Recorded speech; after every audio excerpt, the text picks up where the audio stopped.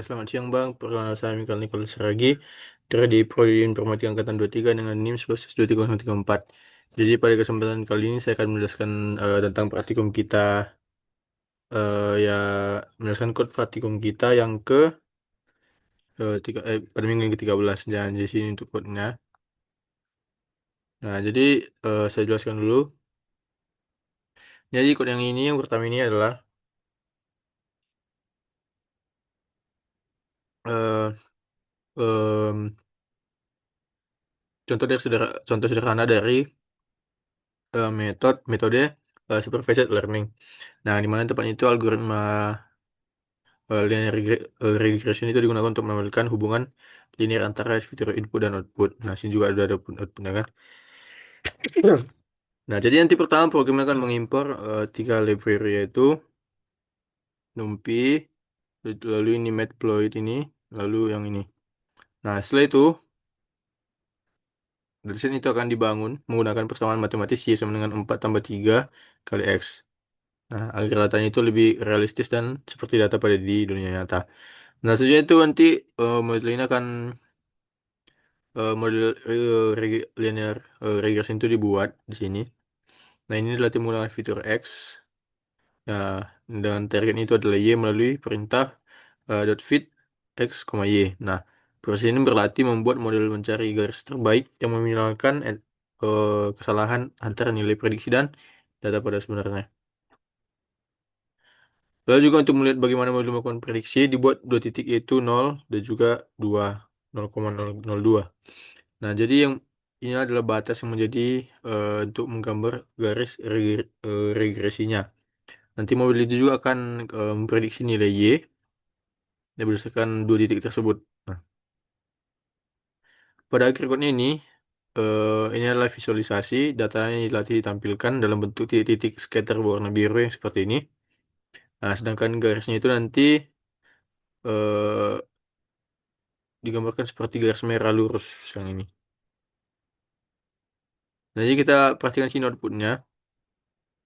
Ketika ketika grafik ini ditampilkan, kita akan melihat pola berupa titik-titik yang menyebar namun mengikuti tren naik atau mengikuti garis ini tadi. Nah, ini menunjukkan adanya hubungan positif antara fitur dan target yang dimana semakin besar nilai X-nya, semakin besar pula nilai dari Y-nya. Nah, garis merah yang muncul ini merupakan fit line atau garis irigasi linearnya yang terbaik yang dipelajari dari model. Nah, jika garis merah ini berada hampir di tengah sebuah titik dan dia mengikuti pola datanya. Nah, itu berarti nanti model berhasil mempelajari hubungan baik dari titik ini. Nah, karena datanya digunakan di sini adalah pola linear yang jelas. Nah, model linear regression ini akan menghasilkan garis prediksi yang mendekati ideal. Nah, secara keseluruhan output graf ini menunjukkan bagaimana algoritma supervised learning belajar dari data, kemudian menciptakan model yang mampu memprediksi nilai berdasarkan hubungan linear yang ditemukan. Lalu untuk yang bagian yang kedua, nah jadi ini digunakan untuk menunjukkan bagaimana tingkat kompleksitas model memengaruhi hasil prediksi dalam polynomial regression, khususnya dalam konteks underfitting, good fit, dan juga overfitting. Nah, untuk menjalankan demonstrasi ini, nanti kita menggunakan library eh nah, yang NumPy, Matplotlib ini juga dan juga yang ini yang learn eh skit learn. Nah, di awal ini nanti ada data dam yang dibuat menggunakan fitur fungsi acak NumPy. Namun berbeda dengan regresi linear sebelumnya, ini adalah data yang dibuat mengikuti pola non-linear. Nah, bagian utama dari program ini yaitu adalah di pada fungsi ini yang plot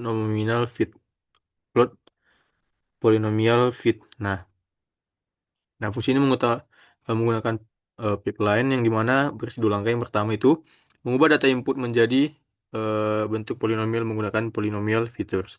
Dan juga yang kedua melatih model menggunakan linear regression. Output model yang kemudian diprediksi secara halus dengan membuat rentang nilai. baru atau exec itu nanti. Nah, nanti dia akan membuat ini apa namanya? Tiga subplot. Nah, yang masing-masing merepresentasikan kondisi model yang berbeda. Nah, dari tingkat polinomial tadi. Oke. Jadi untuk hasil outputnya ini, yang pertama dia kasus anti-fitting. Ya, di mana dia model menggunakan polinomial degree 1, yang berarti model hanya mampu membentuk garis lurus saja. Untuk yang kedua ini, yang sesuai dengan pola data asli data. Nah, hasilnya itu kurva memprediksi mengikuti bentuk sebaran data dengan baik. Nah, ini garisnya nggak terlalu kaku dan juga tidak terlalu berliku. Untuk yang ini itu overfitting karena dia itu berliku. Karena ini kalau misalnya di sini meskipun kita lihat kurvanya itu tampak lebih menempel ke apa namanya ke data-datanya, tapi ini justru dia lebih sensitif karena variasi kecil dalam data. Lalu untuk kode yang ketiga, nah jadi kalau yang kode yang ketiga itu adalah penerapan algoritma KNN atau K-nearest neighbor. Yang dimana ini adalah eh, melihat bagaimana perubahan nilai parameter K atau jumlah tetangga yang terdekat. Nah, pada bagian algoritma ini ada dataset dimuat menggunakan fungsi eh, load breast cancer. Nah, jadi dataset ini berisikan fitur-fitur biologis yang itu adalah hasil pemeriksaan sel kanker payudara dengan dua kelas target yaitu yang ganas dan juga yang jinak. Oke. Nah, nanti dia akan membagi datasetnya menjadi data training 80% dan juga data testing itu adalah 20%. Menggunakan test speed. Lalu juga nanti program ini akan menyiapkan data nilai K 1, 5 dan juga 100 yang untuk diuji nanti. Jadi nanti untuk setiap nilai K itu nanti program ini akan membuat yang pertama itu membuat model KNN-nya, lalu juga melatih model menggunakan data training, melakukan prediksi dengan data uji, menghasilkan confusion matrix, menghitung nilai akurasi dan juga menampilkan confusion matrix ya dalam bentuk heat map. Nanti dia akan mencetak nilai TP atau true positif yang ini, true negatif, false positif, false negatif, dan juga akurasi modelnya. Untuk outputnya ini bisa kita lihat di sini lah. Ketika, ketika nanti K-nya sama dengan 1, nah model ini sangat bergantung pada satu tetangga terdekat. Biasanya akurasinya cukup tinggi karena model ini mengingat data training. Nah, jadi confusion matrix pada nilai K1 kemungkinan menunjukkan beberapa kesalahan, tetapi eh, seringkali tetap memberikan akurasi yang tinggi. Untuk yang kelima yang ini, nah ini dia model ini memulai melakukan voting lebih stabil berdasarkan beberapa tetangganya. Biasanya pada dataset kanker ini, nilai K kecil seperti 5 menghasilkan performa yang lebih optimal. Untuk yang ini ini kayaknya terlalu besar. Nah, sehingga banyak tetangga yang dipertimbangkan dalam prediksi ini. Hal ini membuat batas keputusan menjadi terlalu halus sehingga nanti model itu kehilangan kemampuan untuk mengenali perbedaannya. Jadi untuk yang ini tuh kesimpulannya eh, menunjukkan bahwa pemilihan parameter K dalam KNN ini sangat memengaruhi bagaimana performa dari modelnya. Nilai K yang terlalu kecil dapat menyebabkan overfitting dan juga kalau misalkan terlalu besar itu bisa menyebabkan underfitting. Nah, jadi kalau misalnya seperti tadi nilai K-nya itu sama dengan 5, maka data itu akan memberikan kini data yang kinerja yang lebih stabil. Lalu ini untuk yang terakhir. Nah, ini adalah kasus penerapan unsupervised learning. Nah, di mana ini khususnya menggunakan algoritma Kamens. Nah, jadi pada bagian awalnya nanti dia akan membuat fungsi MakeBlobs. Yang dimana fungsi ini menghasilkan 300 titik data acak secara alami, yaitu tersusun dalam 4 kelompok. Nah, yang ini. Nah, jadi nanti model ini akan menggunakan Kamens yang dimana dengan parameternya itu n ini sama dengan 4. yang dimana nanti dia akan apa namanya, nanti model ini akan dibuat untuk mencari 4 klaster yang ada pada data ini. Nah, dia nanti eh lalu nanti di sini juga model ini akan dilatih menggunakan metode .fitx yang diprediksi digunakan untuk memprediksi klaster untuk setiap titik yang ada itu. Nah, jadi ini adalah bagian visualisasinya.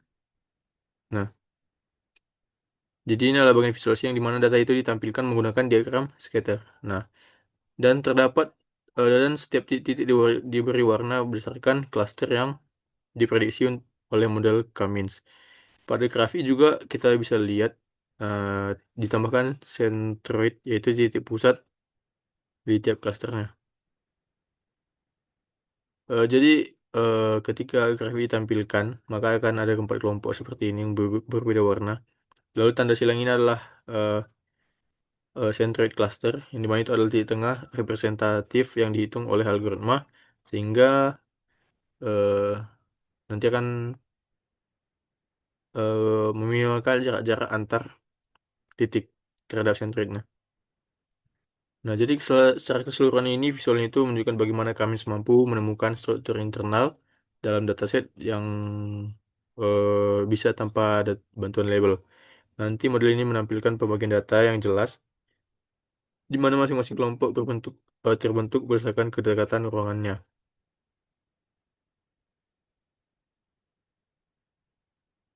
Nah, jadi eh, kesimpulan dari praktikum ini, jadi kesimpulan dari praktikum ini itu adalah menulis rangkaian percobaan dan ada yang ada pada praktikum ini, kita dapat memahami perbedaan mendasar antar supervised learning, unsupervised learning, serta bagaimana pemilihan parameter, metode, dan juga kompleksitas yang ada pada model itu akan mempengaruhi kualitas dari machine learningnya atau pembelajaran mesinnya. Nah, jadi nanti secara keseluruhan bisa kita lihat praktikum ini eh di praktikum itu setiap algoritma itu memiliki karakteristik dan tujuan yang berbeda. Yang kedua itu pemilihan model dan parameter juga sesuai dengan pola datanya dan juga tidak ada satu model terbaik untuk semua kasus. Jadi mungkin sekian persentase untuk praktikum yang ke-13 ini pada minggu yang ke-13. Jika ada kesalahan kata saya mohon maaf. Terima kasih.